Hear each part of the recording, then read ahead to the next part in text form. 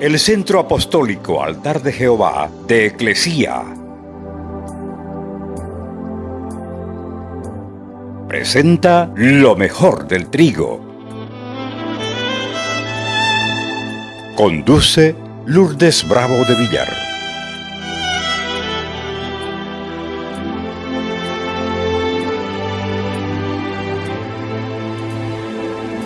Muchos no saben lo que significa una unción pionera. Escuchan, sí, pero no saben lo que significa.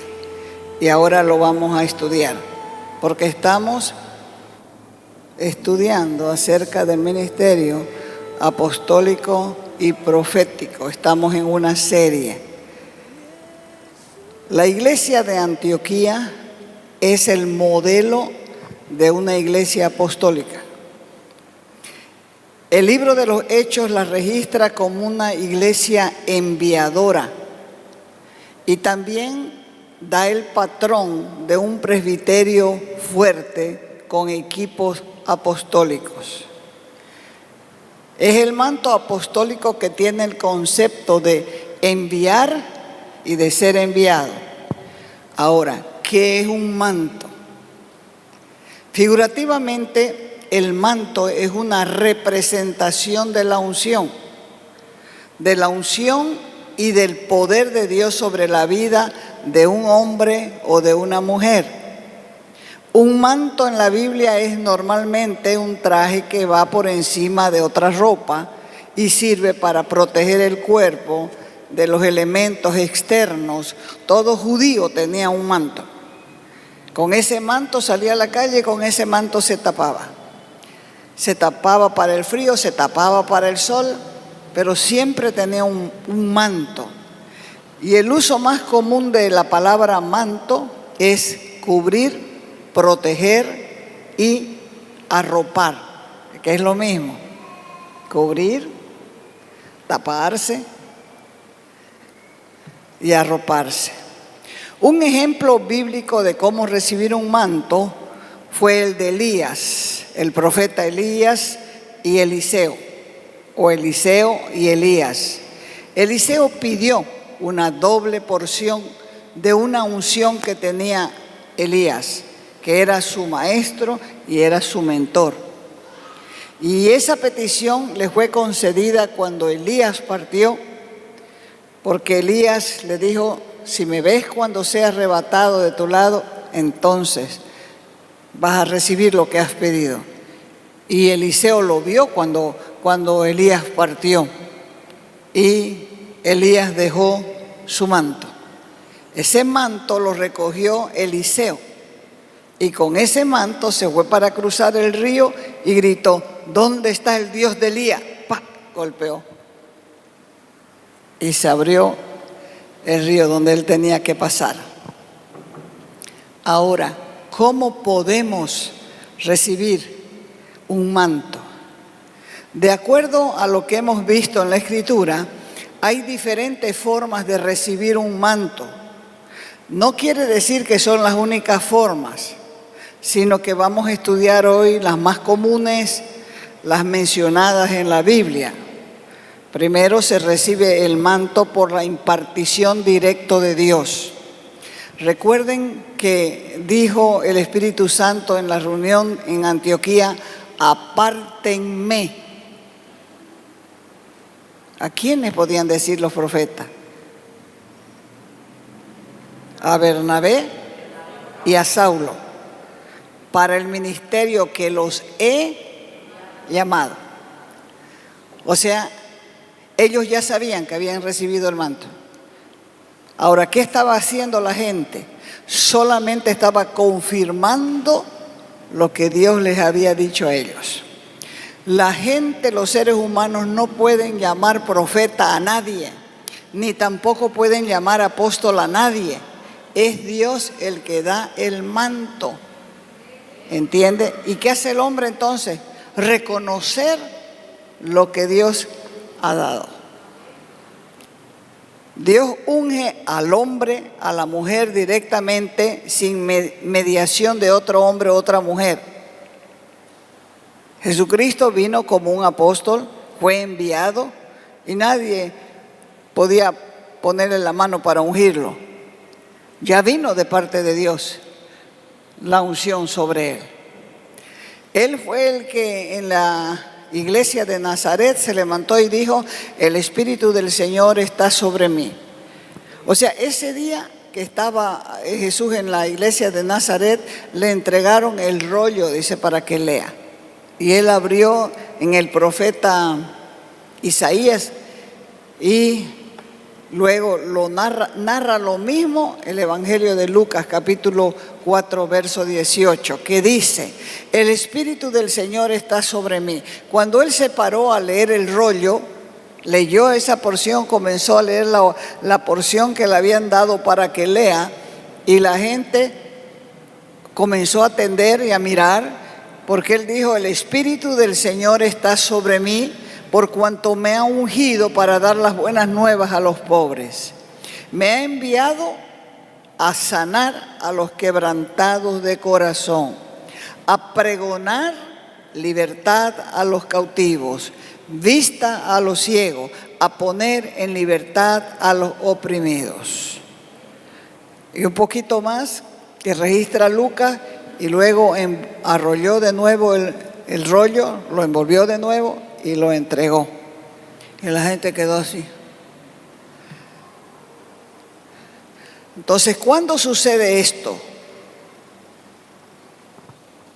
¿Cuándo sucede que el manto cae sobre una persona? Cuando Dios le da al hombre o a la mujer ungida una obra pionera, le encomienda hacer algo pionero, que es la de hacer cosas que nadie ha hecho antes, y es la de abrir camino para otros. Se aconsejó a los apóstoles a que usaran la paciencia en ese trabajo. Cuando Jesús los envió, les aconsejó la paciencia.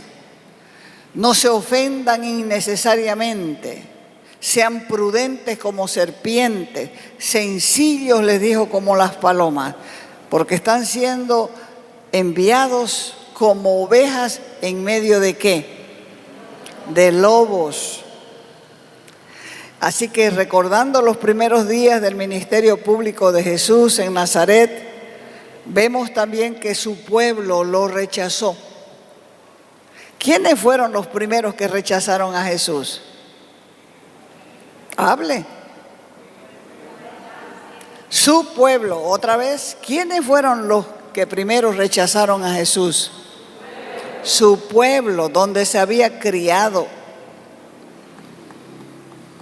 Su pueblo lo rechazó, su pueblo lo botó de la sinagoga e inclusive intentaron matarlo. Querían despeñarlo de la montaña. Más adelante volvió a Nazaret, el pueblo donde se había criado. Y esta oportunidad fue para que ellos aprendan y acepten la verdad. Pero al igual que la primera vez, lo volvieron a rechazar a pesar de algunos milagros que hizo ahí. ¿Por qué lo rechazaban? Porque ellos no aceptaban que un carpintero, hijo de María, hermano de Jacob, hermano de José, de Judas y Simón, un hombre común, les esté enseñando a ellos. Y ahí fue cuando Jesús dijo: no hay profeta sin honra, sino en su propia tierra y entre sus parientes y su casa. Le asombró la incredulidad de su pueblo, le asombró su falta de fe, tanta incredulidad que no pudo efectuar ninguna obra grande aparte de sanar a algunos creyentes y se fue del lugar. Ahora, ¿qué puede hacer alguien a quien no acepte en su ministerio? Díganme, ¿qué puede hacer? Nada. No puede hacer nada. Los pioneros están abiertos a los cambios por más desafiantes que sean, porque el cristianismo demanda nuevos enfoques. Debemos tener cuidado de nuestros corazones. No se cierren. No impidan aceptar la renovación que Cristo trae con Él. Necesitamos además mantenernos humildes, con corazones sumisos al Espíritu Santo, a fin de aceptar la obra multifacética de Dios en una sociedad que rechaza el Evangelio. Pero uno tiene que irse acomodando para llevar adelante el ministerio, porque tiene un mensaje de Jesús que cambia vidas. Por lo tanto, en una unción pionera, Dios va a comenzar a direccionarnos. Es más difícil cuando uno no ha tenido un mentor para que le cuente, para que le testifique cómo comenzar. Es más difícil. ¿Por qué? Porque las cosas nunca antes se han visto. Entonces debemos tener en cuenta que es más difícil cuando falta un mentor que le haya enseñado. Por eso es que Dios es el que tiene que ungir directamente y nos enseña a caminar en el Espíritu. Pero aún así Dios traerá, si no te aceptan en tu pueblo, si no aceptan tu ministerio, a los que Dios te ha enviado, Dios va a traer mentores de cualquier lugar del mundo para impartir un nivel de unción en tu vida. Pero en este caso la mayor parte es recibida por la impartición directa de Dios al hombre. El pionero espiritual tiene que tener una mente flexible para los cambios.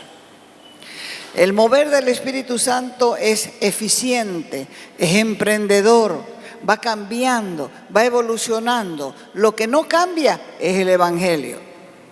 Pero las maneras de presentar el Evangelio van cambiando constantemente, porque las personas que son los receptores, que son los destinatarios, cambian con la evolución de la sociedad. El mismo Espíritu de Dios nos da la apertura mental para poder aprovechar todos los recursos que tenemos a nuestra disposición. Es por ello que a Jesús no lo recibieron los religiosos de esa época. Ellos no se dieron cuenta que Él estaba empezando una etapa nueva en la obra de Dios sobre la tierra. Pero lamentablemente esto sigue ocurriendo. ¿Por qué? Por la falta de renovación en el Espíritu Santo. Hay muchos cristianos y líderes también que rechazan las nuevas temporadas de Dios, esas temporadas que Dios quiere hacer en cada generación. ¿En qué tiempo estamos hoy? En el tiempo de ayuno y oración. En el tiempo de no llorar, sino de pelear. Ejemplo. Un ejemplo claro lo tenemos en Salomón. Él tenía un don de sabiduría, él pidió sabiduría, pero no se dejaba renovar mentalmente por el Espíritu de Dios. Entonces él escribió: no hay nada nuevo bajo el sol.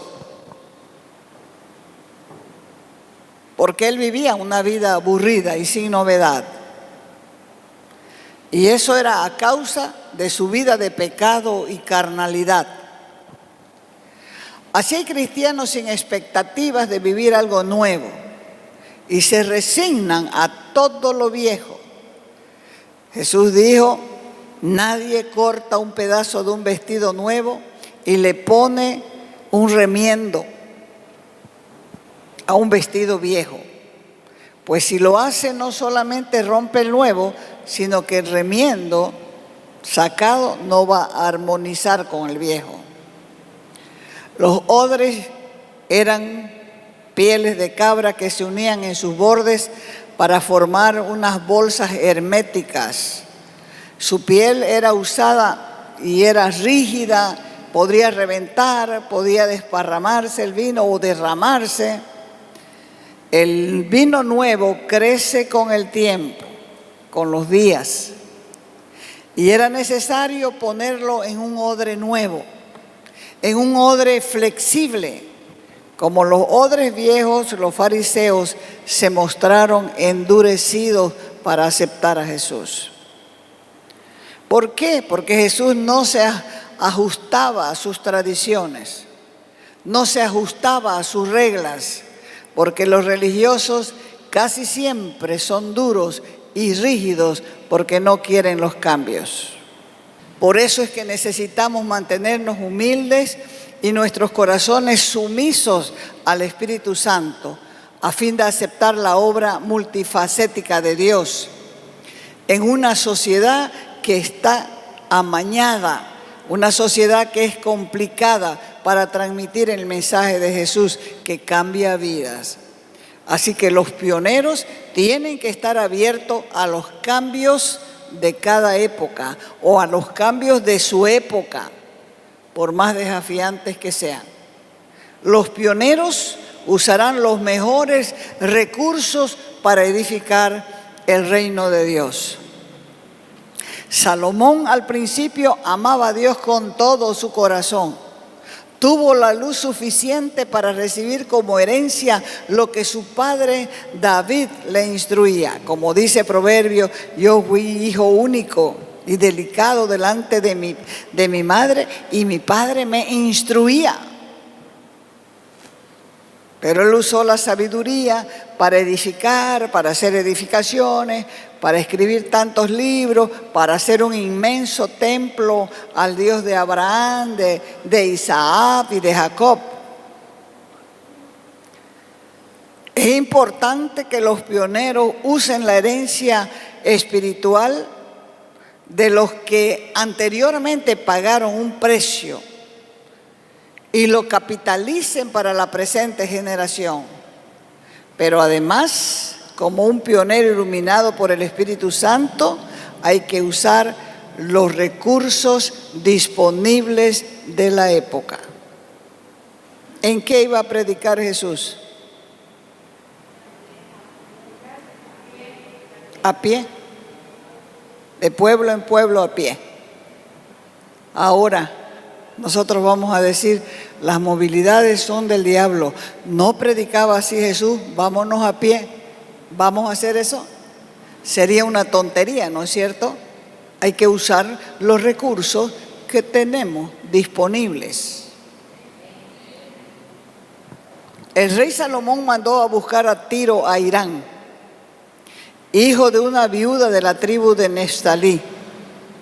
Su padre, que trabajaba el bronce, era de Tiro.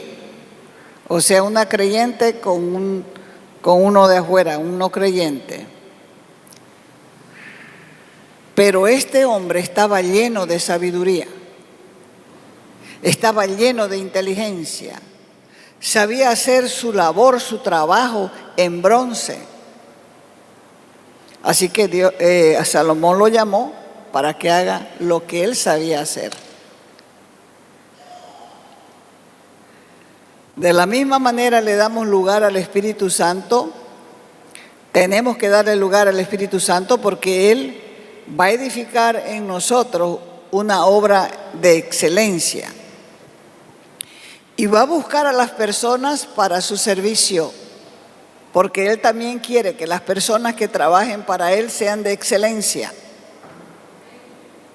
Los mejores recursos se deben usar para la gloria de Dios, porque vivimos en un mundo de vanidades que destina tremendos recursos para glorificar lo vano y lo carnal. Para un creyente los mejores recursos deben ser para la gloria de Dios. Y de esa manera es que vamos a cumplir la perfecta voluntad de Dios, porque Él desea que seamos un pueblo especial, excelente y además deseado.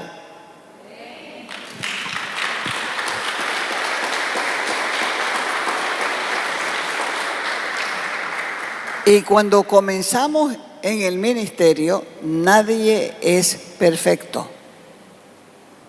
Mateo 3, versos 10 al 12 dice: además, el hacha está puesta a la raíz de los árboles, por tanto todo árbol que no da buen fruto, ¿qué pasa con él? Es cortado y echado al fuego. Yo, decía Juan, a la verdad los bautizo con agua para arrepentimiento, pero el que viene tras de mí, cuyo calzado yo no soy digno de llevar, es más poderoso que yo. ¿Estaba hablando de quién? De Jesús. Y Él os bautizará en Espíritu Santo y fuego. Su aventador, su rastrillo está en su mano para limpiar su era, su terreno, su tierra. Va a recoger su trigo en el granero. ¿Qué va a recoger? ¿Qué va a recoger? Su trigo. No es trigo ajeno.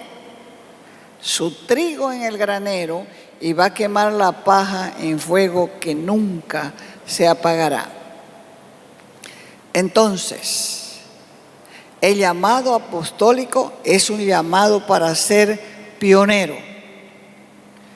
Cuando se analiza la vida de los apóstoles en la Biblia del Nuevo Testamento, vemos personas esforzadas para llevar a otros a experiencias sobrenaturales que ellos mismos han experimentado. Eran las personas que se dispersaron por la persecución. Esas personas que se dispersaron no tenían ningún plan, solamente estaban siendo guiados paso a paso por el Espíritu Santo. Así es el pionero. No tiene temor de explorar territorios nuevos, porque confía de alguna manera que las puertas se abrirán. El pionero espiritual no se conforma fácilmente con lo superficial. Trata de crecer mucho más allá en el entendimiento de las profundidades y quiere ir a niveles mayores de la vida sobrenatural.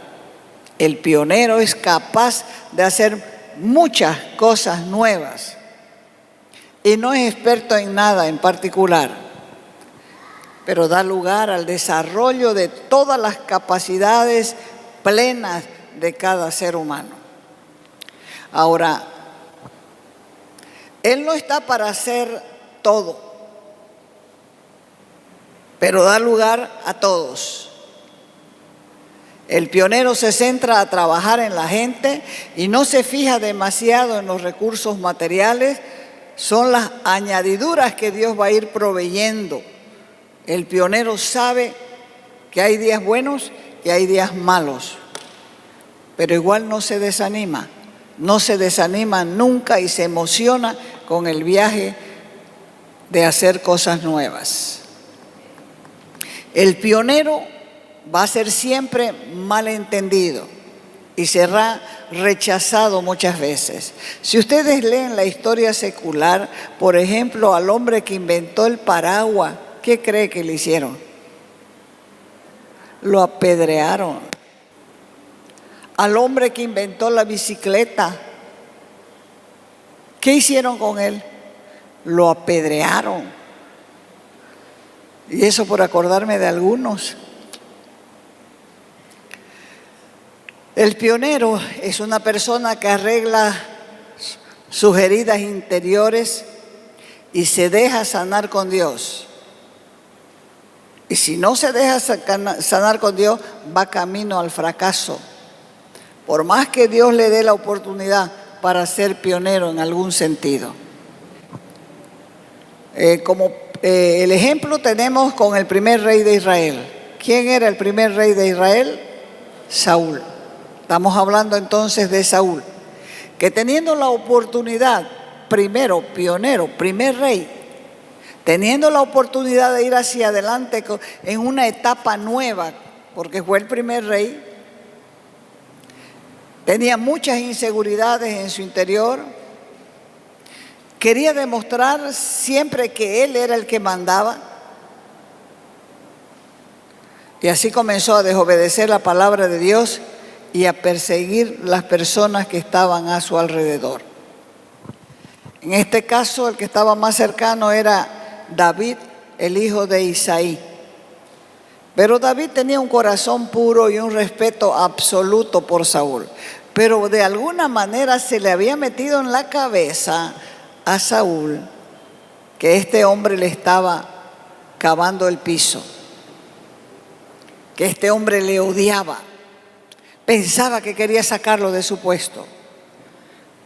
Lo que al final ocurrió, pero no por voluntad de David, porque David lo tuvo varias veces en sus manos y dijo: no voy a tocar al ungido de Dios. Sucedió porque Saúl era un enfermo de su alma. La vida cristiana es para disfrutar, y si no puedes ser feliz es porque vos mismo te estás privando de la felicidad, porque la felicidad debe ser un placer en los hijos de Dios.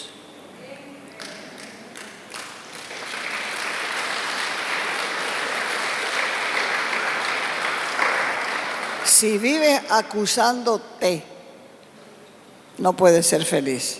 Si vives condenándote, no puedes ser feliz. Si quieres agradar a los hombres, no puedes ser feliz.